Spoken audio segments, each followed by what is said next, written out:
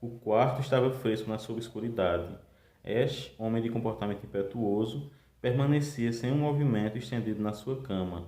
O seu coração martelava o tempo reduzindo a um nada diáfano.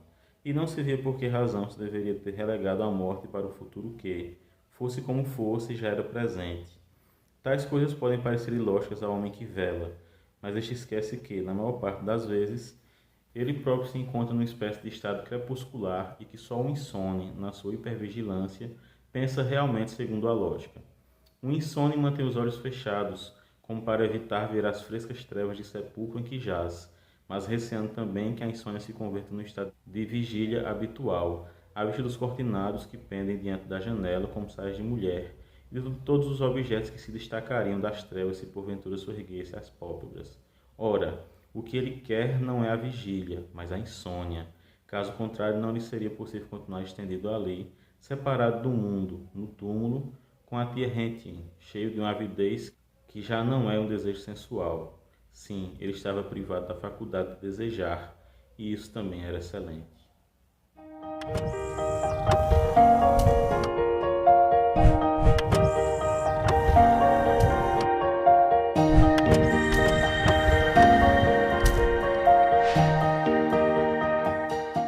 No ar mais um Quixotado, seu programa de literatura, trazendo hoje o segundo volume da trilogia Os Sonâmbulos, do Hermann Brock, Ash ou a Anarquia. Lembrando que Brock não se escreve com K no final, mas com H, foi um erro na grafia na capa do volume publicado em Portugal.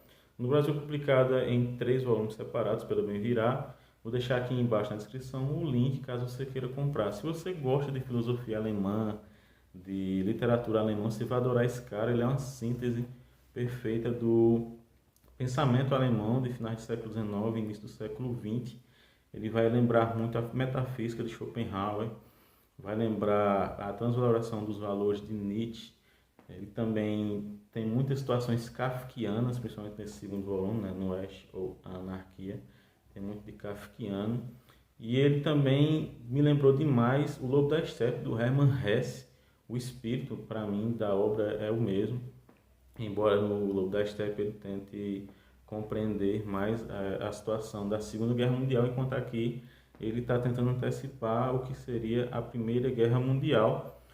Esse segundo volume começa no dia 2 de março de 1903, 15 anos, portanto, após os acontecimentos de Pazenov ou Romantismo.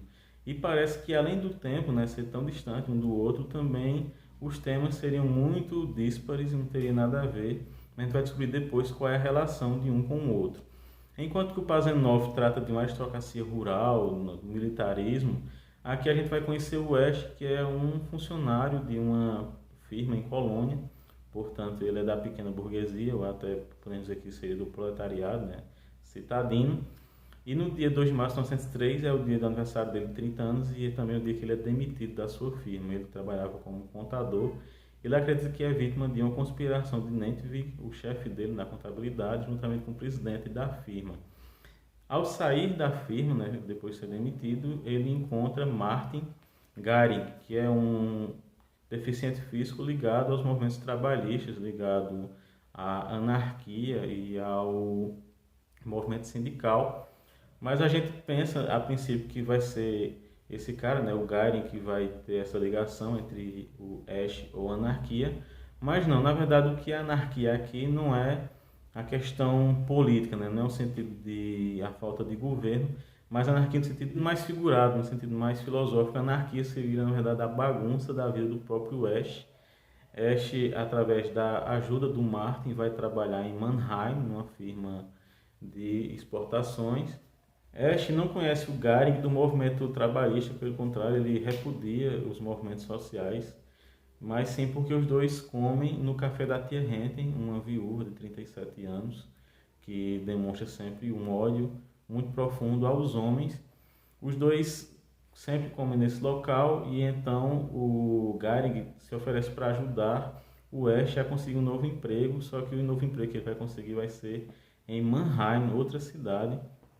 Lá ele vai conhecer Corne e vai alugar um quarto na casa de Corne. Corne mora com sua irmã Erna, uma solteirona.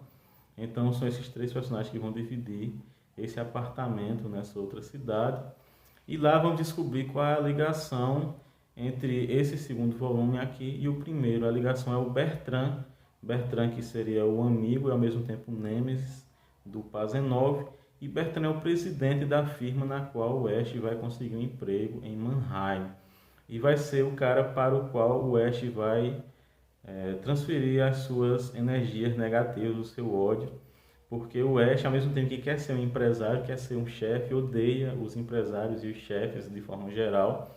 Ele acredita que são todos corruptos e são todos injustos, e ele acredita que ele deveria restabelecer a justiça no mundo. Isso vai levar a uma consequência muito grave em relação ao Bertrand, que eu não vou revelar aqui para que vocês não levem um spoiler muito grande. Em companhia do Korn e da Erna, ele vai a um teatro que está se apresentando lá em Mannheim, e nesse teatro ele vai ver um show de um cara que atira facas, né, e uma jovem que, no caso, fica parada, né, para sofrer, né, com a possibilidade de ser espetada pelas facas, que é a Ilona, uma húngara que não fala uma palavra de alemão, que não entende nada do que eles falam, mas ele vai ter tipo que uma paixão por essa Ilona, uma paixão platônica. Ele acredita que tem que salvá-la, que resgatá-la desse destino de estar sujeita, né, a ser espetada pelas facas do Telcher, que também é húngaro, mas que fala muito bem o alemão e que é um enrolão. Ele acredita fazendo uma sociedade com o Telcher para criar um show de luta livre feminina, né? Um show para atrair os homens, né? Da luta livre feminina. Então ele vai andar pelos cabarés da cidade para recrutar as atletas, né, para esse show de luta livre. E por aí você vai vendo que a vida do Ash é um total caos, né? Apesar de ele acreditar sempre na questão de saber o que é direito, o que é esquerda, saber o que é o certo, o que é o errado. Ele tem muitas ideias sobre a justiça, né? Sobre a pacificação do mundo, mas que ele não coloca em prática. Inclusive, ele vai ter um relacionamento com a tia Hentin, que ele acredita que seria um sacrifício que ele está fazendo para salvar a Ilona. A gente não consegue muito bem entender a lógica desse cara, mas é justamente isso, né? É esse movimento da anarquia interior que o Herman Brock está tentando trazer aqui, e que ele mostra muito bem, né? E a gente vai perceber que tem muito a ver com o nosso tempo, né? Por exemplo, a gente conhece quantos loucos você vê, não vê por aí com esse tipo de lógica distorcida, né? Os defensores da família tradicional brasileira, que no caso aqui seria a família tradicional alemã, e que tem, por exemplo, ideias como as de que o Estado é inerentemente mau e que o Estado deve ser excluído da vida social, né? Que a gente deveria viver num estado realmente de anarcocapitalismo, e ao mesmo tempo defende uma ditadura militar, a volta do AI-5, né? Nesse momento em que ele está vivendo aqui, né, em 1903, na Alemanha, era muito semelhante ao momento que estamos vivendo hoje no Brasil e no mundo, né? Um momento de desencanto com as instituições, de caos crescente, né, de individualismo, e ao mesmo tempo essas pessoas que defendem o individualismo defendem uma ordem, né, que geralmente descamba na ordem militarista. Então o Ash vai mostrando uma síntese desse espírito. Também a gente vai ver a questão da moralidade, né? O Herman Brock acha que a estética não deve ser algo vazio. Ele defende a arte que seja uma forma de defesa também de um retorno a uma moralidade, a um absoluto, né? Ao platonismo. E aqui ele mostra esse seu personagem, o Ash, que é um cara que, ao mesmo tempo em que acredita que deve fazer um grande sacrifício para restabelecer a justiça e a paz global, ele também é um cara que procura sempre justificar suas próprias atitudes erradas. Por exemplo, em determinado momento ele vai trair a tia Hentin quando vai voltar para Mannheim, e essa traição ele justifica plenamente. Ele acredita que é uma culpa dela mesma, né, por ele tê-la traído, ter traído a sua confiança, porque ela teria tido ciúmes, né? Então, se você encontrar semelhanças, né, com os defensores da família tradicional, que sempre tem mais de uma família, não é uma mera coincidência, mas um indicativo do Zeitgeist, né, um indicativo do espírito do tempo, que é isso mesmo, né? É ao mesmo tempo que as pessoas que mais clamam por justiça são aquelas que são mais injustas, aquelas que mais agem mal são aquelas que se consideram moralistas e defensoras da moral cristã, né, ocidental. O Hermann Brock também era de família judia e critica muito os judeus. Aqui o personagem dele, né, o Ash, se refere aos judeus sempre de forma muito pejorativa. O Hermann Brock, quando foi perseguido pelo nazismo, acabou fugindo para a Inglaterra e depois para os Estados Unidos. Inclusive ele morreu em Connecticut, nos Estados Unidos. E o personagem dele, o Ash, também tenta emigrar para os Estados Unidos. Ele tenta, inclusive, criar uma vida nova juntamente com a tia Henkin.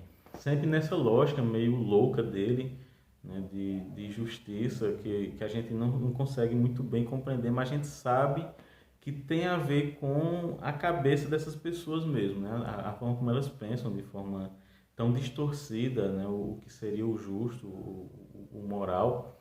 E acho que quem mais sintetiza bem isso aqui é um músico que vai aparecendo normalmente, que é um personagem secundário, mas que eu acredito que traz uma síntese muito poderosa do que seria a cabeça do Ash e de pessoas semelhantes a ele. Eu vou ler aqui para vocês um trecho. Quando se viu só, o músico Alfonso levou as mãos às fontes e fitou o vácuo. Ash parecia-lhe um homem mau, como todos os homens que vão às mulheres para as possuírem. Por experiência, sabia que todos esses homens são artífices da desgraça. Olhava-os como os loucos furiosos que semeiam a devastação no seu caminho, e cuja aproximação só deixa um recurso àquele de quem se aproximam, meter-se na toca. Desprezava esses homens e os seus modos imbecis e ofegantes de irromperem a todo vapor na vida dos outros. Homens ávidos, não da vida, que manifestamente não vinham sequer, mas de uma certa coisa que ficava fora dela e pela qual, em nome de espécie de amor, destruíam a vida. O músico Alfonso estava demasiado triste para ser capaz de compreender isto claramente, mas sabia que esses homens, apesar de toda a paixão com que falam de amor, só pensam na posse, onde que geralmente se designa assim. Ele próprio não tinha a veleidade de se apresentar como autoridade, que era ele, afinal, mais que uma cabeça vazia e um músico extraviado que toca numa orquestra. Mas sabia mesmo assim que um homem ainda está longe do absoluto quando opta por uma mulher. E desculpava mesmo o frenesi maldoso dos homens, pois sabia também que esse frenesi nasce da angústia e da decepção. Sabia que os homens apaixonados e maus andam à procura de um fragmento de eternidade, para se verem preservados da angústia, que lá está, instalada nas suas costas, e lhes anuncia a morte. Que Deus o livrasse de o desprezarem, lá porque ele se via obrigado a tocar rapsódias, hipócritas e diabradas. Ele descobrira, apesar de tudo, que essas criaturas perseguidas que procuram neste mundo o imorredouro e o absoluto só encontram o símbolo e substituto do que procuram, sem serem capazes sequer de lhes dar um nome, porque assistem à morte dos outros sem pena e sem tristeza. Tão possuídos estão pela sua própria morte. Correm atrás da posse para serem possuídos por ela, porque esperam o sólido e inalterável que saberá possuí-los e salvaguardá-los. E detestam a mulher por quem optaram na sua cegueira. Detestam-no, porque não passa de um símbolo que quebram enraivecidos. Mal se encontram entregues à angústia e à morte. Esse trecho aqui é impressionante, é um dos melhores trechos que eu já li na literatura mundial. É algo incrível porque é um ensaio, né, em poucos parágrafos, é um ensaio sobre o mal-estar da sociedade, né, aquilo que, como bem chamou o Freud, e que é um mal-estar que o Ash simboliza muito bem nesse volume aqui, né? Ele considera toda mulher que ele possui como, na verdade, um alto sacrifício que ele está fazendo para restituir a justiça no mundo. A forma como ele pensa é uma forma muito desviada e, ao mesmo tempo, a gente vê isso o tempo todo na nossa sociedade. É um livro que vale muito a pena a leitura, né? E o efeito que ele teve sobre mim é que eu fui lendo e fiquei sem saber o que é que eu ia falar a respeito, né? Só nas últimas 20 ou 15 páginas foi que eu comecei a juntar tudo para poder dizer alguma coisa aqui para vocês, mas é um livro que você pensa muito a respeito, ele fica reverberando, né, no seu espírito, as situações que ele traz aqui são muito kafkianas, né? Parece que não tem uma lógica, mas aquele trecho também que eu li na abertura, quando fala sobre a questão da insônia, né, do sonambulismo, que é uma descrição que ele faz do Ash aqui, no período que ele está viajando, né, que ele passa por essa coisa, né, da insônia, e vai mostrando a lógica dele nesse período insone, e parece muito com aquilo que nós estamos vivendo, né, o desencanto do mundo, a busca por um absoluto que não se sabe o que seja, e a necessidade premente que temos de retornar a uma questão de valor, de tornar algum valor absoluto. Eu acredito que o valor que deveríamos tornar absoluto, né, e ao redor do qual todos os outros deveriam ser relativos, seria a vida, a vida humana. Né? A gente deveria valorizar demais a vida e, portanto, qualquer sacrifício da vida deveria ser visto como algo impensável. Espero que vocês tenham gostado do vídeo. Se gostaram, não esqueça de se inscrever, de curtir, comentar, compartilhar. A gente se vê no próximo Quixotado, o seu programa de literatura.